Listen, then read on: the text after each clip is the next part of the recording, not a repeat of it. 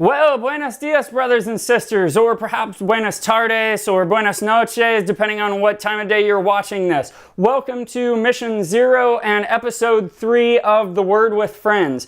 Today we are going to talk about what I believe is the most beautiful, but probably the most conflicted, or at least misunderstood word in any language, and that is the word grace.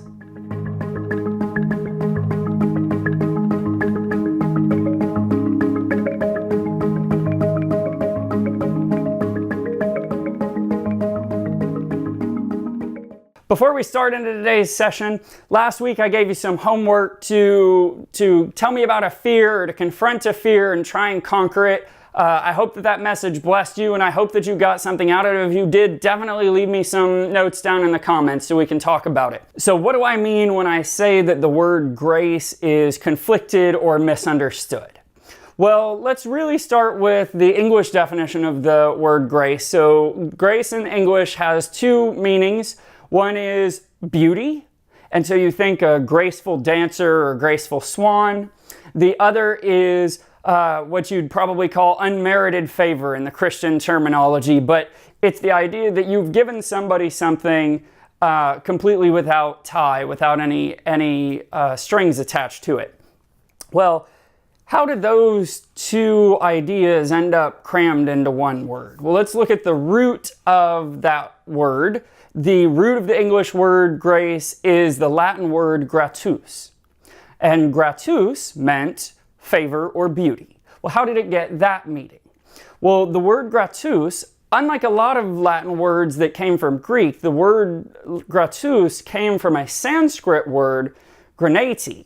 And granati meant to celebrate, to rejoice, or to proclaim. And specifically, it was, you think in the old movies when the king's about to enter into a room and the heralds come in with the big trumpets with a banner and to announce the king. That's what we're talking about. It's the joy that the king is coming. And I know we don't really get that in America because we don't have royalty, but the king, particularly in ancient times, was a revered figure. It was somebody that you looked up to in an almost parental role, and so you cared very deeply for them. And so you can see then that when you're proclaiming the entrance of royalty, you are recognizing their beauty, you're recognizing their supremacy, you're recognizing their fealty to you. And so that lends to this idea both of beauty and of favor. But I think a lot of people get confused in what that actually means in the biblical interpretation. And so let's dive first into the New Testament. So in the New Testament, in Greek, the word for grace is charis. And charis has a root word, chairo. And chairo is to rejoice exceedingly. And so we're not talking like, hey, my favorite TV show's on. We're talking, my baby was just born, or I just became the first person ever to set foot on Mars, right? This is huge. This is just exuberant, bubbling out, just the most cool thing you've ever celebrated in your life. Well, that's interesting. Okay, so then if that's chairo, then charis is the celebration, like what you've celebrated over. But what does that really mean? Because it's not Mars or the steps on Mars, it's an internal feeling that you have. So I want to give a couple of examples of what I mean by this. And it'll tie into the last couple of episodes of The Word with Friends. So if you haven't watched those, definitely click up here and watch them. The first example I want to go to happens in Luke chapter 5. And in Luke 5, we get the story of Jesus is in a house healing and saving people. The place is so packed that no one can get in the door. Well, we get the story then of a group of guys who have brought their paralyzed friend to see Jesus, to get healed. But it's so crowded that they can't get him in the room. And so these guys come up with a plan to take him up onto the roof, tear a hole in the roof, lower him down. Well, as they're lowering him into the room, Jesus points out and marvels at their faith. Now, we know that the word faith is the Greek word pistis, and we delved a lot into pistis in the last couple episodes, but what it means is the product of having been convinced. And so what Jesus is pointing out is these guys are convinced of something. Well, what is it that they're convinced of? It's not that Jesus is God. They don't care about that.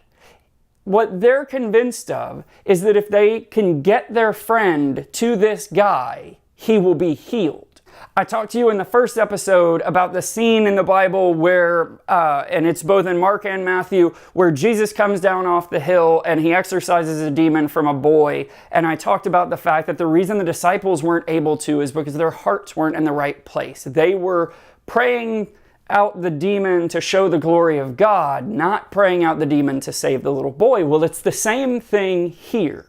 These men's faith was not in Jesus as God. It had nothing to do with his divinity. This wasn't doctrine. It wasn't, let's take him in and check off the checklist. No, it's, we have seen our friend this way for years and years, and we can't stand the idea of it anymore. And so they want to bring him to Jesus so he can be healed. And that's what Jesus was marveling at. It was not about their trust in him. It was that they couldn't stand any longer to see their friend suffer. Well, okay, if the word grace is used over, 200 times, well, surely there's some usages in the Old Testament, right? Well, there are, in fact. And in fact, the first instance of the word grace in the Old Testament is in Genesis 6:8. So let's talk about that story for a minute. Genesis 6 opens with God has looked down at the world and men have become so corrupt that he decides, man, you know what? This is not working out. It's not me, it's you. I'm going to wipe this whole thing away. And in the midst of that, we get Genesis 6:8 that says, and Noah found grace in God's sight. Noah found beauty or favor in God's sight? Okay, maybe favor, we can understand that. But is that really what the word means in the Old Testament? The word for grace in the Old Testament is the Hebrew word chen. The best idea to explain chen is to talk about two primary words in Hebrew. One of them is chana, and the other is chanan. Now, chana is to lean against, to literally to set up camp to attack. If you think about, the old times when this was written, if you were going to destroy a city, you would set up camp outside the walls of the city and prepare your attack, right? There's a malevolence there, there's an anger there, there's a fight in that. And that's the word chana. Chanan is the exact opposite of that. It is to lean towards. It is to set up camp near an ally, to assist, to render aid, to help. Now that, chanan, that's the root word for chen. So when you set up camp next to your ally and then you assist them, what you are doing is you are providing them with chen. If you think about those two concepts, right, the idea of warring against or assisting towards, if you assist someone, you're going to have helped them, you're going to have provided something for them, and they're going to pay you in kind, they're going to feel gratitude. But chen is not gratitude, and it's not assistance. So what does it actually mean? So to explain that, I really want to go to another biblical example, and that is Ruth 2:10. In Ruth chapter 2, it opens up with Ruth goes to this vineyard and she starts to clean up scraps behind the workers. So while she's in the vineyard, Boaz notices her and comes and says, hey, what are you doing here? And she explains, hey, I'm sorry, I just wanted some food, I'll leave. And he says, no, hold on. Stay behind the workers and clean up their scraps. And in 2:10, she falls on her face before him and says, how have I found grace in your sight? Now that's interesting because it tells you exactly what I'm talking about. There's an emotion to grace that is really, really important. So let's look at what I've given you here. We've torn apart a few different words. We've got charis in Greek, we've got gratus in Latin, we've now got chen in Hebrew, and amongst them we have a few different definitions of beauty or favor or leaning towards or rendering assistance or, having this emotional thing. I want to tie all that back together. The thing that Boaz gave, yes, it was assistance, but that isn't actually what happened in his heart. In his heart, he had a breaking open and pouring out of affection and love for this girl who just needed some food. In Luke 5, these men who were bringing their paralyzed friend to Jesus had a pouring out of their hearts towards this man that was paralyzed, and they just wanted better for him.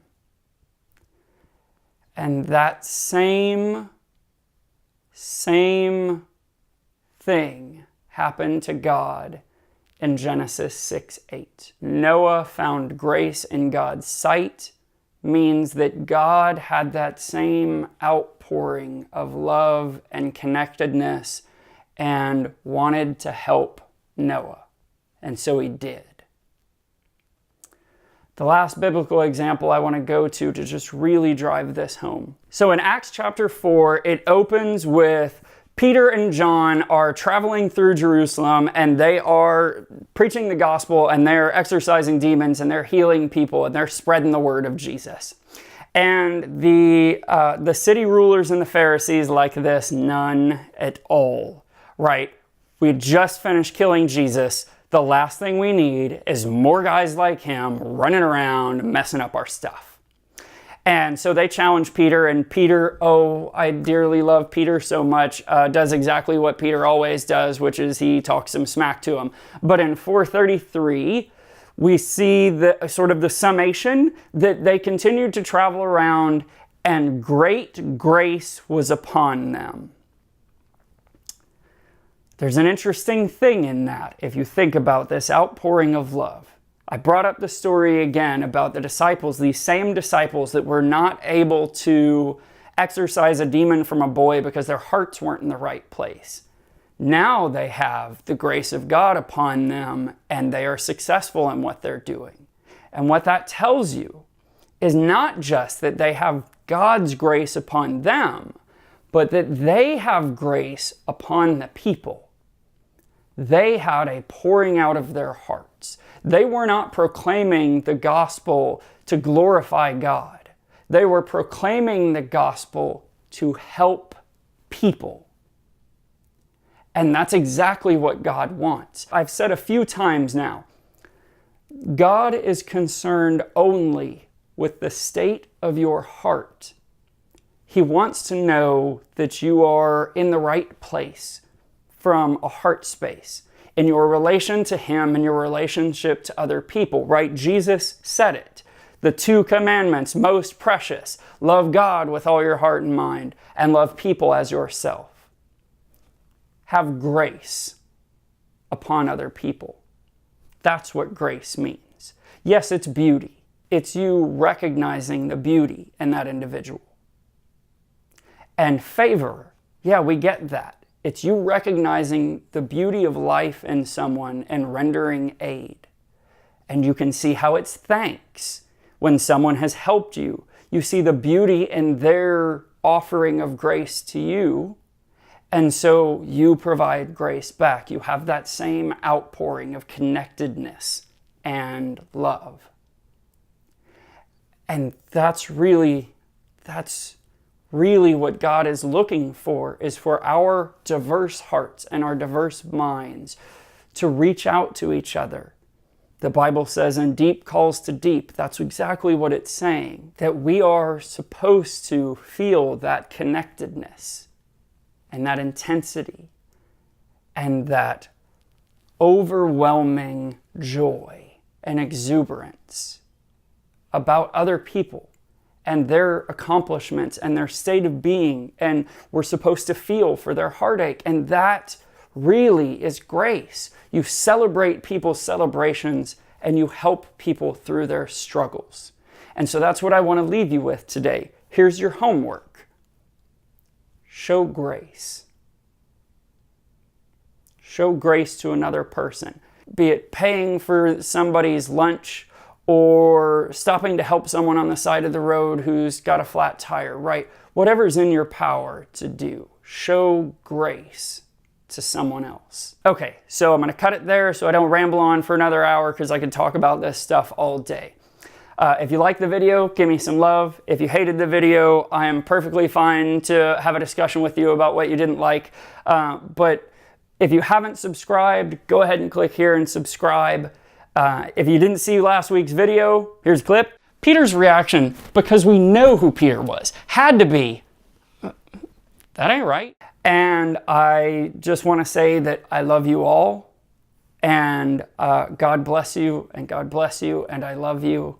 And I will talk to you next Wednesday when we are going to discuss patience. All right, peace out.